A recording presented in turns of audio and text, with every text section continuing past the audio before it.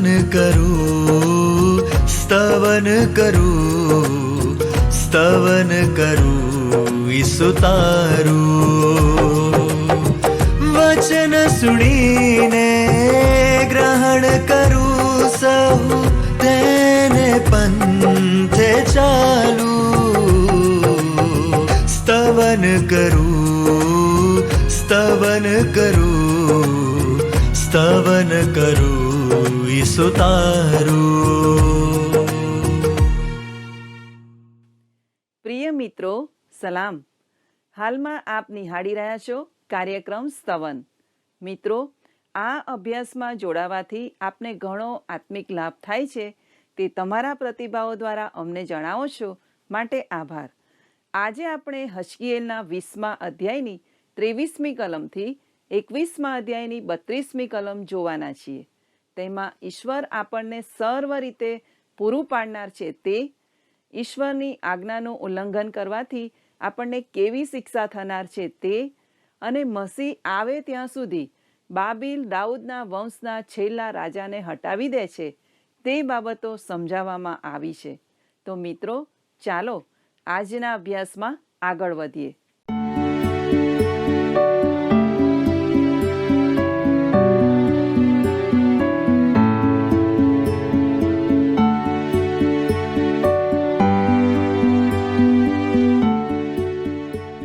મિત્રો, કેમ છો? ચાલો આજના અભ્યાસની શરૂઆત કરીએ. હજકીએલ 20:25 અને 26 વાંચીએ. વળી મેં તેઓને એવા વિધિઓ આપ્યા કે જે સારા નહોતા, ને એવી આજ્ઞાઓ આપી કે જેઓ વડે તેઓ જીવે નહીં. તેઓએ પોતાના પ્રથમ જન્મેલાને અગ્નિમાં ચલાવ્યા. તેથી કરીને મેં તેઓને તેમના પોતાના અર્પણોમાં ભ્રષ્ટ કર્યા. એ સારું કે હું તેઓને અનાથ કરું, ને તેથી તેઓ જાણે કે હું યહોવા છું. મિત્રો, હું માનું છું કે પ્રેરિત પાઉલ બીજો કોરિન્થી 2:15 અને 16 જે રજૂઆત કરે છે તેવો જ આ વિચાર છે. કેમ કે તારણ પામનારાઓમાં અમે ઈશ્વરની આગળ ખ્રિસ્તના સુગંધરૂપ છીએ. પાછલાને અમે મોતની મૃત્યુકારક વાસરૂપ, ને આગલાને જીવનના જીવનદાયક વાસરૂપ છીએ. જ્યારે ઈશ્વરે આ પ્રજાને પોતાનું વચન આપ્યું અને તેઓએ તેનો અંગીકાર કર્યો, ત્યારે ઈશ્વરે તેઓને તેઓના પોતાના જ માર્ગમાં જવા દીધા. તેથી જે નિયમ સારો હતો તે તેઓ માટે ભૂંડો બન્યો, કેમ કે તે નિયમે તેઓને દોષિત ઠરાવ્યા અને ન્યાય કર્યો. મિત્રો, આજે શુભ સંદેશ વિશે પણ આ જ સત્ય છે. જો તમે શુભ સંદેશ સાંભળીને તેને નકારો, એના કરતાં તમે કદી સાંભળ્યો જ ના હોત તો સારું. જો તમે શુભ સંદેશનો નકાર કરો તો તે તમારા માટે મૃત્યુકારક વાસ બની જાય. તમે ઈશ્વરની આગળ જઈને એમ નથી કહી શકતા કે મેં સાંભળ્યું ન હતું. વહાલા મિત્રો, આ આશ્ચર્યકારક દોષારોપણને ધ્યાનમાં લેતા તમને થશે કે ઈશ્વર આ પ્રજાથી છૂટ્યા. પણ હજકીએલના આખા પુસ્તકમાં અહીં તહીંથી આપણને અજાયબ અદ્ભુત વચનના ફકરા મળી આવે છે. તેઓના ઇતિહાસના અંધકાર ભર્યા સમયમાં પ્રબોધવાણીનો પ્રકાશ ઝળહળી ઉઠ્યો. મિત્રો, આવો હજકીએલ 20:33 અને 34 કલમ વાંચીએ. પ્રભુ યહોવા કહે છે કે મારા જીવના સમ નિશ્ચય પરાક્રમી હાથ વડે તથા ભુજ લંબાવીને તથા કોપ રેડીને હું તમારે સિર રાજા થઈશ. હું પરાક્રમી હાથ વડે તથા ભુજ લંબાવીને તથા કોપ રેડીને તમને વિદેશીઓમાંથી કાઢી લાવીશ, ને જે દેશોમાં તમે વિખેરાઈ ગયા છો તેઓમાંથી હું તમને ભેગા કરીશ. મિત્રો, અહીં ઈશ્વર કહે છે કે તે તેઓને દેશમાં પાછા લાવવા માંગે છે. ઇઝરાયલ પ્રજા માટે ઈશ્વરનો હેતુ હજી પૂરો થવાનો છે. જેઓ કહેતા હતા કે ઈશ્વર ન્યાયી નથી, તેઓ તેમને એક દિવસે ન્યાયી જાહેર કરશે. મિત્રો, ચાલો હવે આપણે હજકીએલ 21મા અધ્યાય તરફ જઈએ. તેનો હેતુ છે મસીહ આવે ત્યાં સુધી બાબિલ દાઉદના વંશના છેલ્લા રાજાને હટાવી દે છે. હજકીએલ 21:1 વાંચીએ. યહોવાનું વચન મારી પાસે આવ્યું કે આ અધ્યાયમાં હજકીએલ આ વાક્ય 3 વાર જણાવે છે.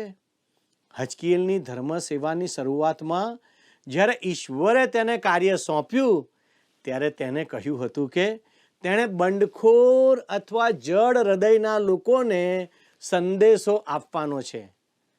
ઈશ્વરે તેને ત્યારે એમ પણ કહ્યું હતું કે તે લોકો કરતાં તેનું માથું વધુ કઠણ બનાવશે. હા, આવી થોડી કઠણતા તેના હૃદયમાં પણ પ્રવેશી હતી અને તેથી તે એ લોકો સાથે કાર્ય કરી શકતો હતો. હજકીએલ 21:2-3 કલમ વાંચીએ.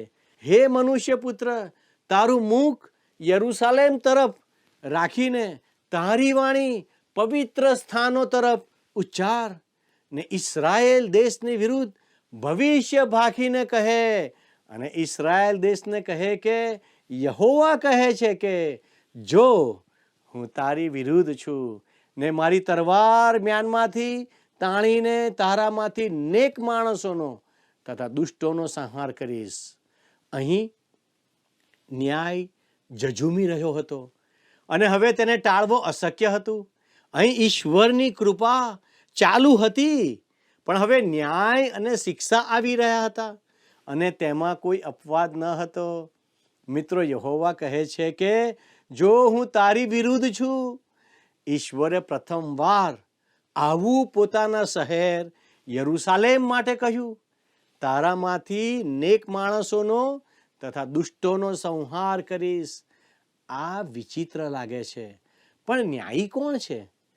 આજે મિત્રો મંડળીમાં ઘણા પોતાને ન્યાયી કહે છે પણ તેઓનો ઉદ્ધાર તો બિલકુલ થયો જ નથી. તેઓ ધર્મ ક્રિયાઓ કર્યા કરે છે અને ધાર્મિક લાગે છે પણ ધાર્મિકતાથી પાપનો ઈલાજ થતો નથી. મિત્રો, ઈશ્વર કહે છે હું તેને તરવારથી કાપીશ અને પાપી શહેરનો નાશ કરીશ. હજકીએલ 21:4-5 જોઈએ.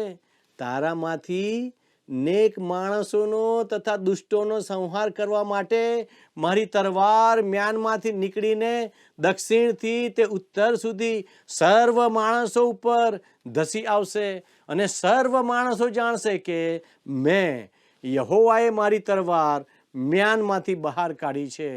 તે કદી પાછી પેસશે નહીં. ઈશ્વર મ્યાનમાંથી પોતાની તરવાર કાઢીને દક્ષિણથી ઉત્તર તરફ ચલાવશે. તે કદી પાછી પેસશે નહીં. એનો અર્થ કે ન્યાય શાસનનો સમય આવી ચૂક્યો છે. હજકીએલ 21:6-7 કલમ વાંચીએ.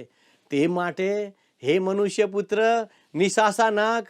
તારી કમર ભાંગવાથી તથા દુઃખથી નાખતો હોય તેમ તું તેમના દેખતા નિશાસા નાખ.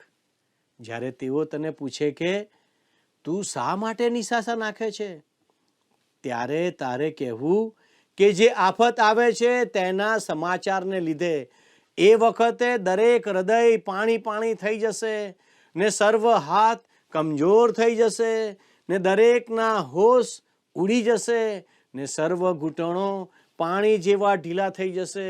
પ્રભુ યહોવા કહે છે કે જુઓ, તે આવે છે ને તે પ્રમાણે કરવામાં આવશે જ. મિત્રો, ઈશ્વર અહીં હજકીએલને કંઈક કરવા કહે છે. ઈશ્વરે તેને તે કરવાનું કહ્યું તેથી ફક્ત તેને ભજવે છે. તેમ છતાં આમ કરીને તે ઈશ્વરના હૃદયને પ્રગટ કરે છે. લોકો ફરિયાદ કરતા હતા કે હજકીએલ તેઓને ઉદાહરણો આપે છે.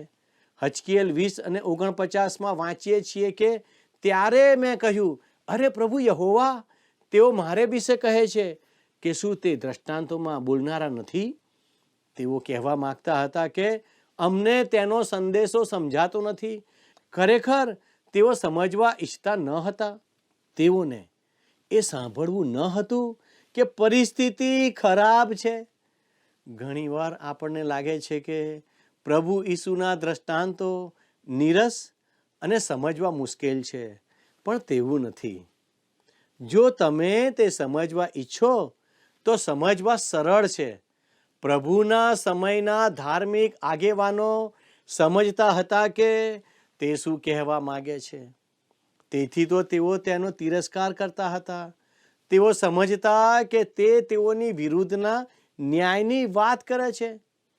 હજકીએલ 21:8-10 લખ્યું છે, વળી યહોવાનું વચન મારી પાસે આવ્યું કે, હે મનુષ્ય પુત્ર, ભવિષ્ય ભાખીને કહે કે યહોવા કહે છે કે તરવાર તરવાર તેને સરાણે ચઢાવેલી છે તથા ઓપ દીધેલો છે. તે ઘાણ વાળે તે માટે તેને સરાણે ચઢાવેલી છે. તે વીજળી જેવી ચળકતી થાય માટે તેને ઓપ દીધેલો છે. તો શું આપણે વિનોદ કરીશું? મારા પુત્રની છડી તો પ્રત્યેક વૃક્ષને તુચ્છ ગણે છે. અહીં હજકીએલ ફરીથી જણાવે છે કે ઈશ્વર શહેરનો ન્યાય કરવાના છે. ઈશ્વરના હોઠોથી આવતું આ વચન બિહામણું અને ભયાનક છે. ઈશ્વર તે યરૂશાલેમ પર મોકલે છે. પ્રભુ ઈસુએ પણ યરૂશાલેમ પર રુદન કર્યું હતું, કેમ કે તે તેના પર પ્રેમ કરતા હતા.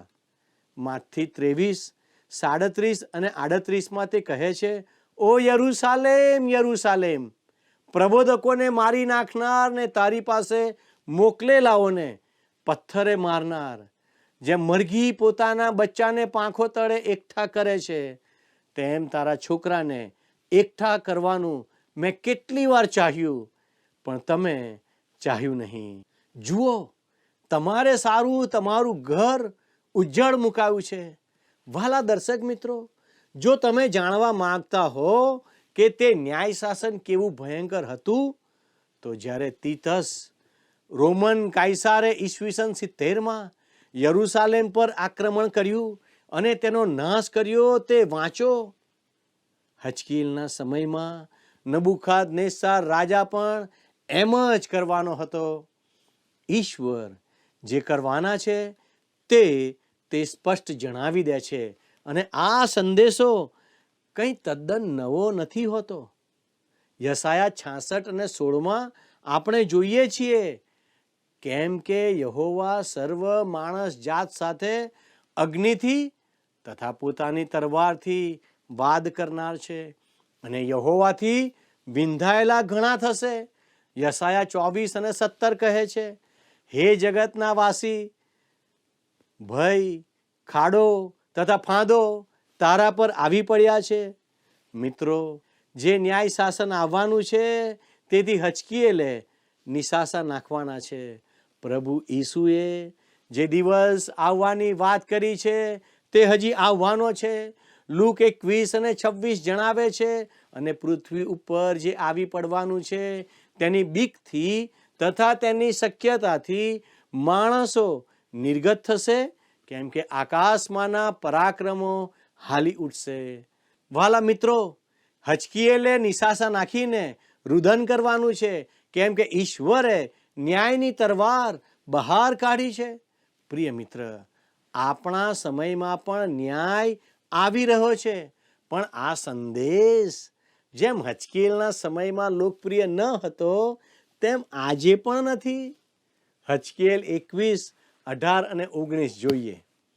ફરીથી યહોવાનું વચન મારી પાસે આવ્યું કે, હે મનુષ્ય પુત્ર, વળી તું પોતે 2 માર્ગ મુકરર કર કે તે માર્ગ બાબિલના રાજાની તરવાર આવે, તે બંને એક દેશમાંથી નીકળે, અને માર્ગના મથક આગળ દરેક નગરમાં જવાના માર્ગનું નિશાન ચોડ. હજકીએલ નથી ઈચ્છતો કે આપણે ભૂલી જઈએ કે આ ઈશ્વરનું વચન છે.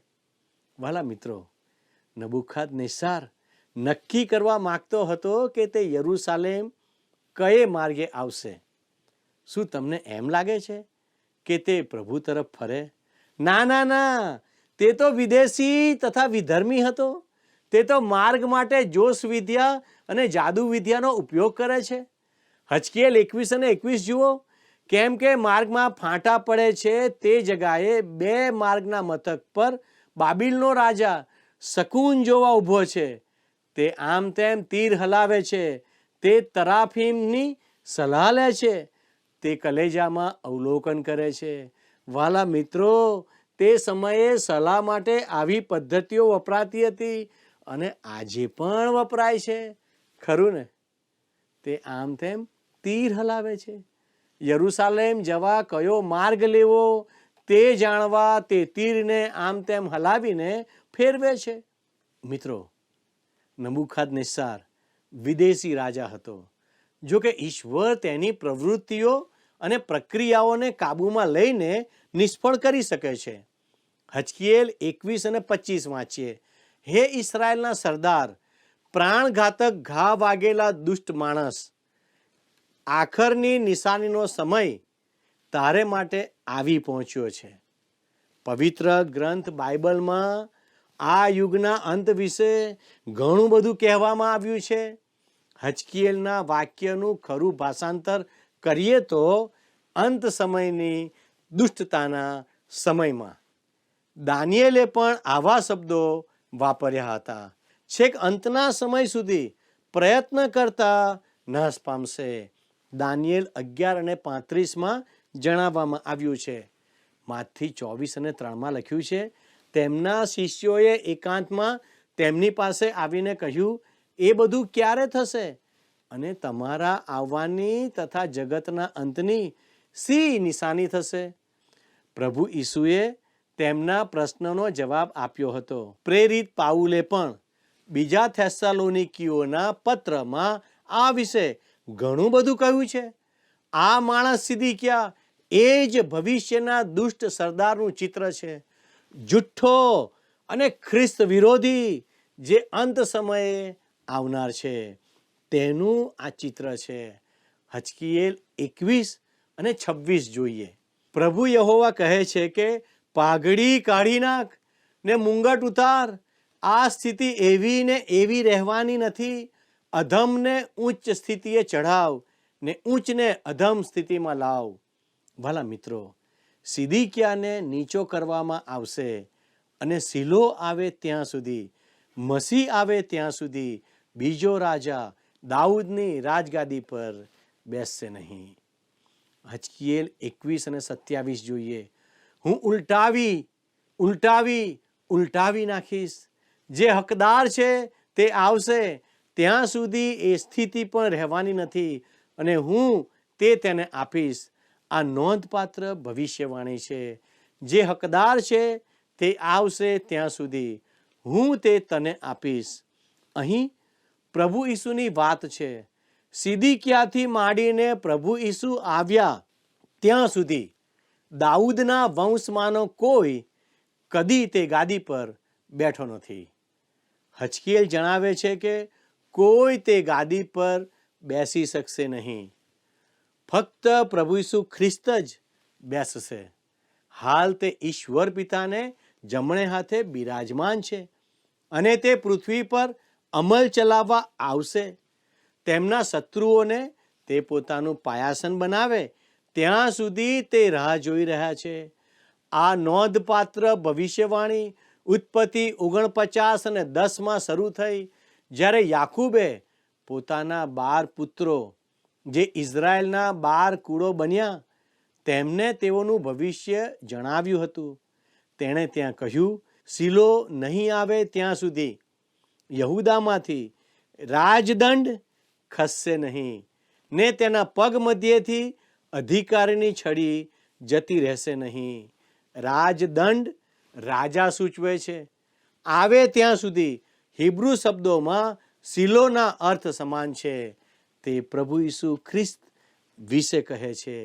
પવિત્ર શાસ્ત્રમાં પ્રભુ ઈસુને એ રીતે વર્ણવવામાં આવ્યા છે. તેથી માથી 3 અને 2 યોહાન બાપ્તિસ્મા કરનારે કહ્યું, પસ્તાવો કરો કેમ કે આકાશનું રાજ્ય પાસે આવ્યું છે. શા માટે? કેમ કે તે આવેલી વ્યક્તિમાં પાસે હતું અને તેના વિશે સર્વ પ્રબોધકોએ અગાઉ કહ્યું હતું. આવો હજકીએલ 21 અને 29 વાંચીએ.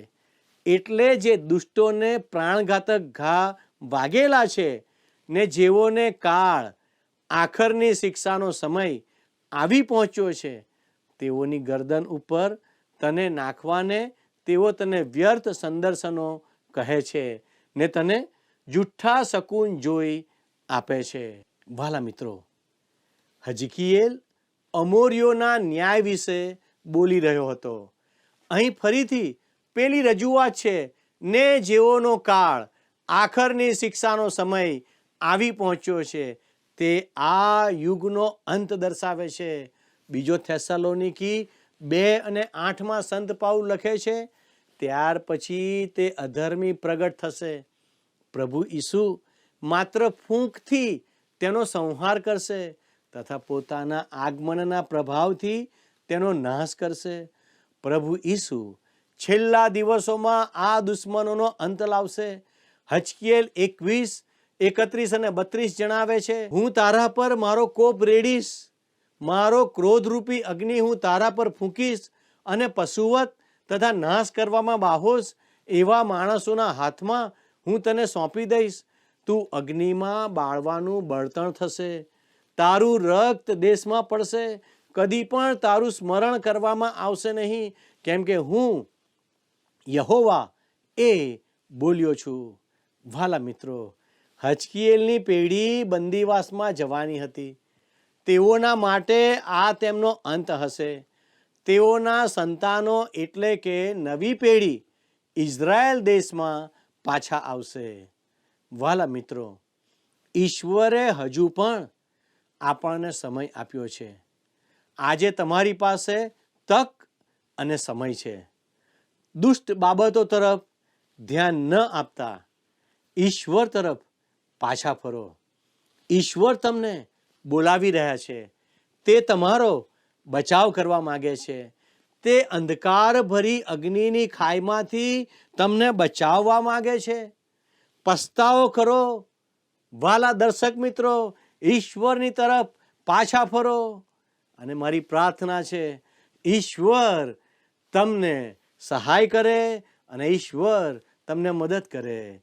વાલા દર્શક મિત્રો, જો તમે આજે આવો કોઈ નિર્ણય કર્યો છે, જો તમે આજે પસ્તાવો કરો છો, જો તમે આજે ઈશ્વર તરફ પાછા ફરી રહ્યા છો, તો મારી આપને નમ્ર વિનંતી છે, તમે અમારા પ્રતિનિધિ સાથે ફોન કરીને વાર્તાલાપ કરી શકો છો. અમારા પ્રતિનિધિ તમારી સાથે વાત કરવા ઉત્સુક છે. તમે મારી સાથે પણ ફોન કરીને વાર્તાલાપ કરી શકો છો. ઈશ્વર આપને આશીષ આપો. આમેન. તોફાનોમાં સાથે રહેનારો છે મારો પ્રભુ, મારી સાથે છે. તોફાનોમાં સાથે રહેનારો છે મારો પ્રભુ, મારી સાથે છે. મૃત્યુની છાયા તણી ખીણમાં, મૃત્યુની છાયા તણી ખીણમાં મારો પ્રભુ મારી સાથે છે. તોફાનોમાં સાથે રહેનારો છે મારો પ્રભુ, મારી સાથે છે.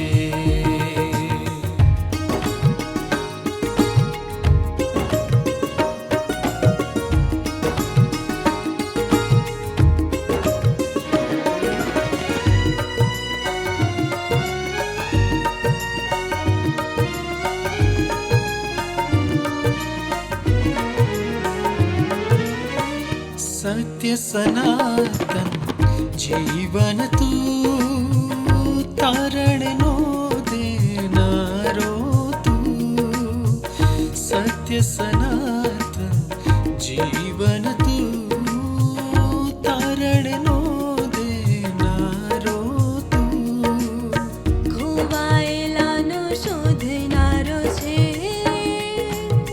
દુઃખિત મનનો સહારો છે. તોફાનોમાં સાથે રહેનારો છે મારો પ્રભુ, મારી સાથે છે.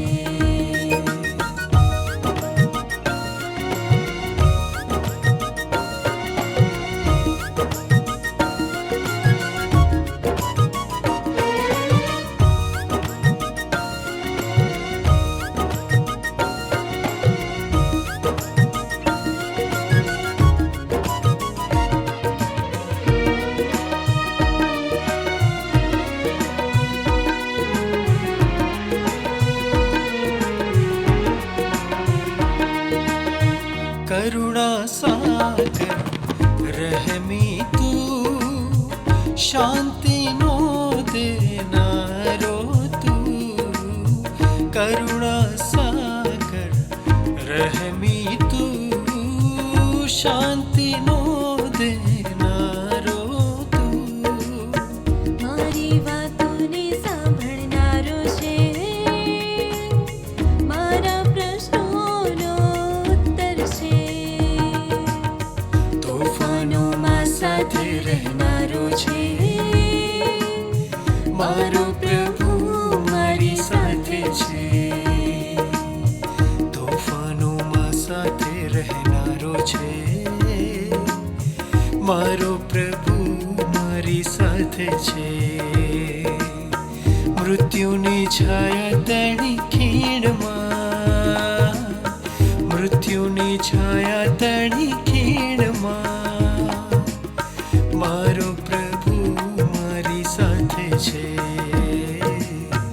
તોફાનોમાં સાથે રહેનારો છે,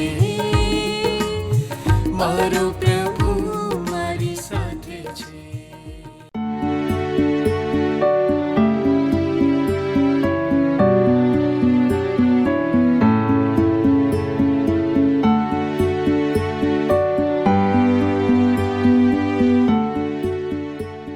પ્રિય મિત્રો, આજે આપણે જોયું કે હજકીએલના પુસ્તકમાં જે પણ લખવામાં આવ્યું છે તે આજે આપણને લાગુ પડે છે.